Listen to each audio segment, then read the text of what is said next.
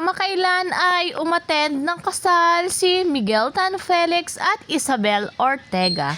Ayon sa mga netizens, sign na ba my love Isabel is on the way na on forever? Hindi na po ako makapaghintay na mangyari ang kasal ninyo. Balang araw yung puso ko sumasayaw sa pananabik.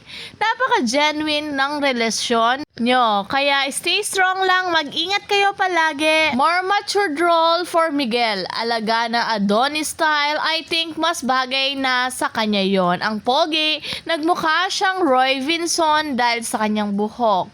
Miguel, super matured na at napaka-pogi. Yan ang mga naghahanga ng mga netizens sa look ni Miguel ngayon. At nagustuhan nga ng mga Isabel fans at mga netizens sa pag-endorso ni Isabel Ortega sa isang brand. Sabi nga nila, I love Isabel Ortega. Let me carry all your shopping bags for your pretty girl. Let me watch you try on your beautifully designed clothes.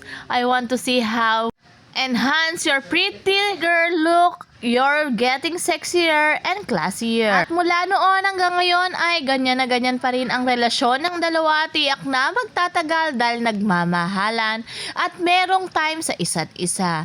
Sabi nga ng isang netizen, Miguel, wag muna kayong papakasal ha. At sagot naman niya ay opo dahil syempre bata pa ang dalawa at marami pa gustong tuparin ang pangarap nilang magkasama.